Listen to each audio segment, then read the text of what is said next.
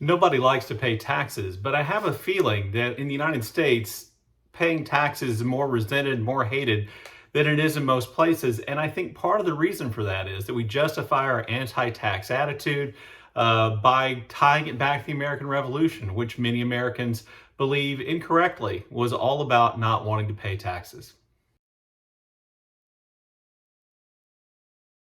Hello and welcome back to Bookish, and welcome to the second video in my series, American Myths. This is American Myths. The American Revolution was fought to avoid paying taxes. And, it certainly is true that taxation of the colonies is one of the friction points which led to the American Revolution. But it wasn't really the idea of paying taxes that the colonists didn't like. To kind of understand why that's true, we have to go back and look at American colonial history again, which I did in the first video, but look at it from specifically from an economic point of view and a governing point of view. So just as a reminder, the Jamestown Colony was founded in 1607, the Plymouth Colony in 1620, and then the Massachusetts Bay Colony, which eventually joined with the Plymouth Colony to create the colony of Massachusetts in 1630. And after that, all the other colonies became either English colonies taken over from other countries, or they were founded separately, independently, for all different purposes, and to be honest with you, in all kinds of different ways. So that means that from 1607 to the first time period in which there was real trouble between the American colonies and the British government in 1765 with the Stamp Act, about 158 years had passed from Jamestown to the Stamp Act in 1765. 158 years had passed. A lot of people in the United States forget that. We have a tendency to assume the colonies were founded, there were all these taxes, we rebelled, we won the revolution, and we became independent, as though there wasn't this massive amount of time in which the American colonists lived as American colonists as a part of the British Empire.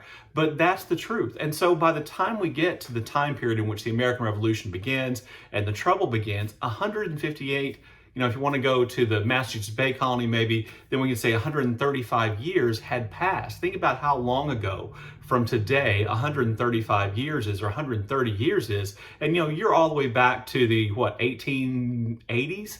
And so, think about how much has changed in the United States over that time and how many things we've come to accept as normal, as the way things are over that period of time. And so, by the time we get to the 1760s and 1765 specifically, the American colonists had come to view themselves as Englishmen. They believe themselves to be Englishmen. By the way, all those other colonies like New Amsterdam, which have become New York, and others had been absorbed into the English colonial system. Now, those colonies were still very different, but the American colonists viewed themselves as Englishmen.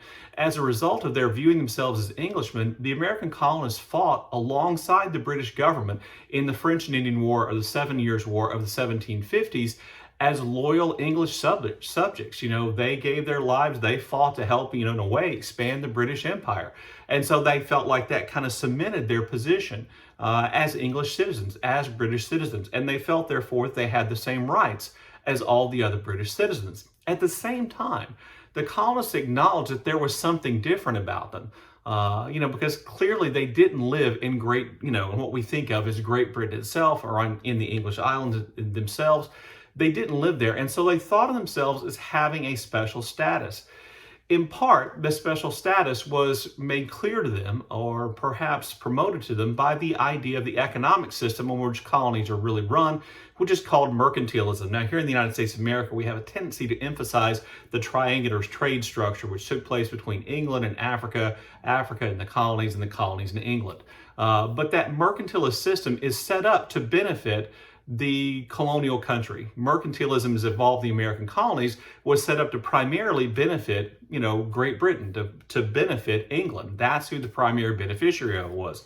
And the idea in mercantilism is that the colonial power, the country that controls the colonies, should not have to pay for imports. It should get cheap imports from which it can create manufactured goods, which it sells back to the colonies. And this is exactly the situation in which the colonies found themselves. According to the Navigation Acts, which established the basic rules of trade between Great Britain and the American colonies, Great Britain had first shot at all kinds of products produced in the United States or in the American colonies. For instance, tobacco would be one of those. And there were other products as well that the colonists had to send to England first.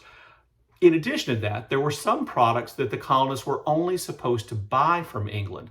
Among those are things, which you would expect, things like tea, manufactured goods, furniture, and most importantly for the future of this discussion, molasses. So kind of keep that in mind, that the colonies accepted that England got to control trade between themselves and the colonies, between the colonies and other places, that England had that power. They could exercise that power externally.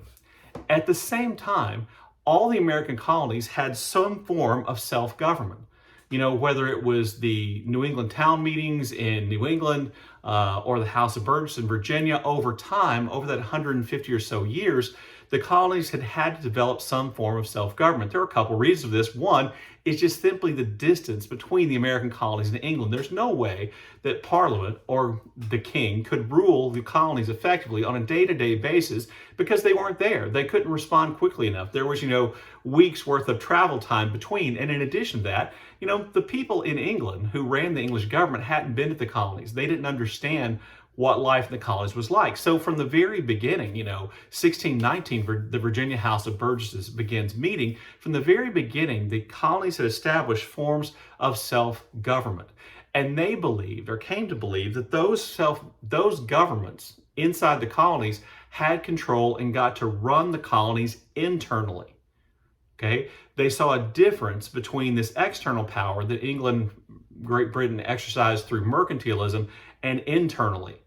They thought they should have the right to make laws themselves and to make economic guidelines themselves, and indeed to collect taxes from within the colonies. They thought this was something the colonial government should be able to do within the colonies. Now, there was an exception to this, and that was a tax on imports.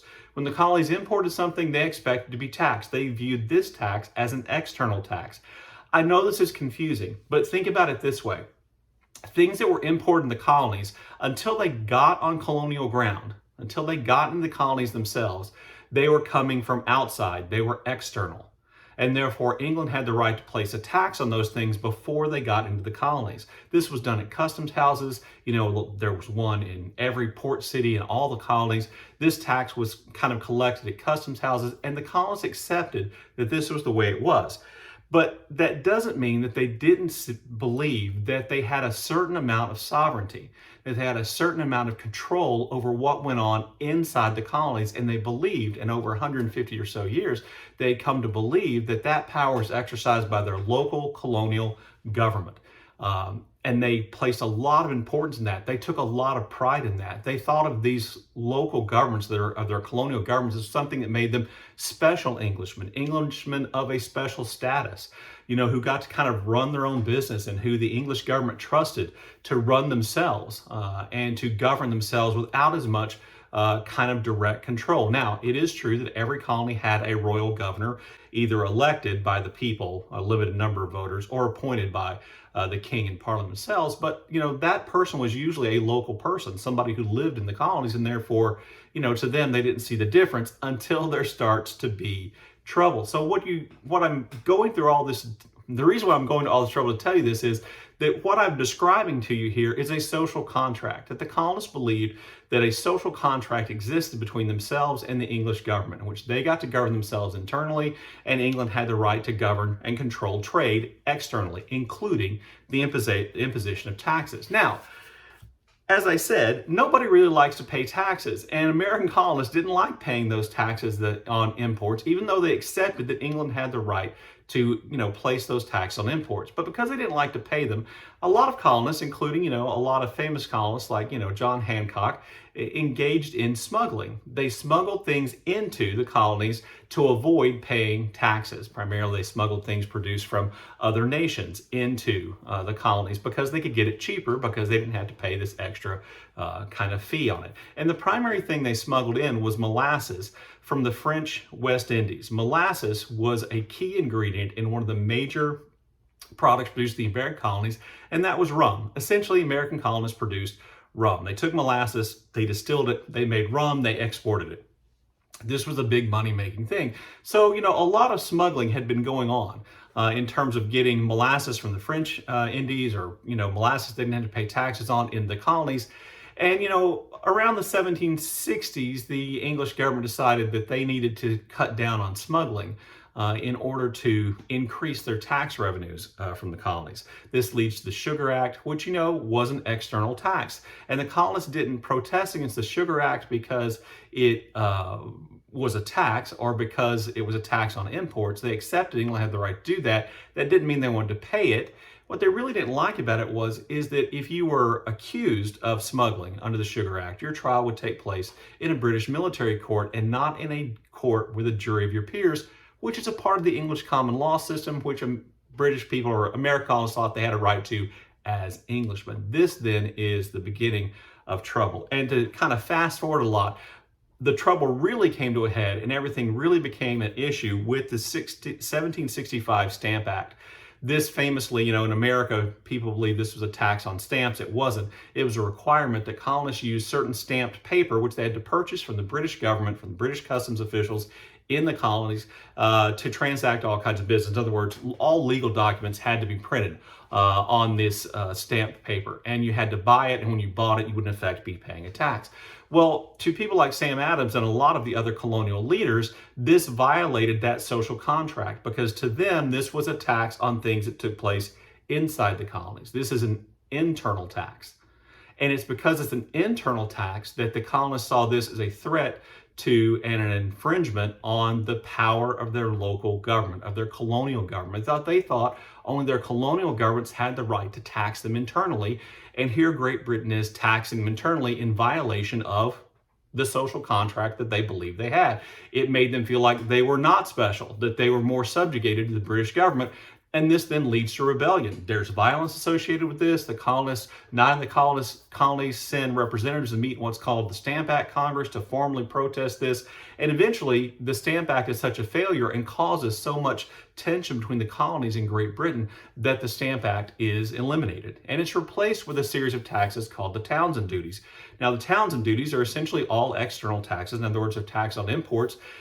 And so the colonists couldn't necessarily protest this was an unfair tax, but one of the things that was true, one of the things the Stamp Act showed the British government was that colonial organization and resistance could target the weak links, and the weak links were the royal officials in the colonial government, specifically tax collectors and royal governors could be targeted because they were more or less controlled by the colonists. So one of the things the Townshend duties were going to do is they're going to collect taxes and use that money to kind of free royal governors, in other words, the representatives of the king, from local control. This then was the problem. The most famous of the Townshend duties is the tax on tea. This leads to the Boston Tea Party, and the Boston Tea Party is a direct attack on the authority of Parliament and the British government, and it destroyed, millions of dollars worth of tea, and the British government responded by passing the Intolerable Act, shutting down the port of Boston, increasing British military presence there and treating Boston like a city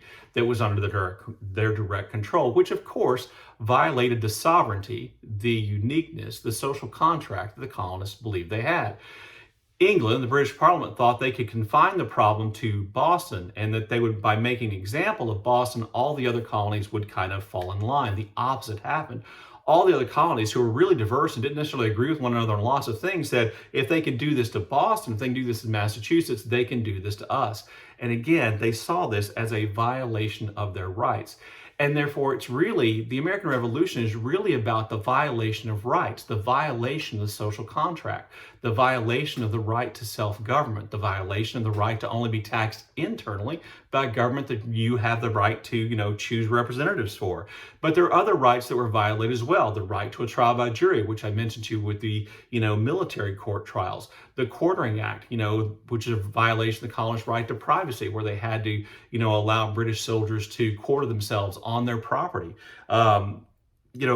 The violation of their economic rights, and by shutting down their ability to do business in Boston, by shutting down the port of Boston. All these things they saw as violation of their rights. And so the American Revolution is not about people not wanting to pay taxes. It's not the colonists wanted to pay taxes, and it's not they wouldn't avoid paying taxes, but that's not what got them upset enough to rebel and declare their independence, it was this violation of their rights as Englishmen. It was the violation of the social contract that they believed existed between themselves and the British, and by the British government, king and parliament, acting like that social contract didn't exist. The colonists came to view themselves, came to realize that the British government viewed them very differently than they viewed themselves. This is why the Declaration of Independence, which will be part of the subject of the next video in the series, this is why the Declaration of Independence goes back to and talks about unalienable rights. The right to life, liberty, and the pursuit of happiness, which originally was property. It talks about the social contract, that government derives its powers, its just powers, from the consent of the governed. This is why the Enlightenment ideas about government politics were so important to the founders and really are the basis for the American Revolution and the creation of the American government. So, the American Revolution wasn't about not paying taxes. It was about much more than that. And so to make it all about taxes makes it seem relatively petty and small. Proof that it wasn't all about taxes is that every government in American history has had the power to collect taxes on imports. It has had the power, local or state governments have the power to collect taxes on income and business transactions, and that's always been true. If we really were anti-tax, we would have eliminated the ability of a government to collect all those taxes, and we didn't. We just replaced the government doing it because we believed that was the government that should be taxing us. Anyway, there you go. Let me know what you think about this video in the comment section below. And as always, thank you for watching.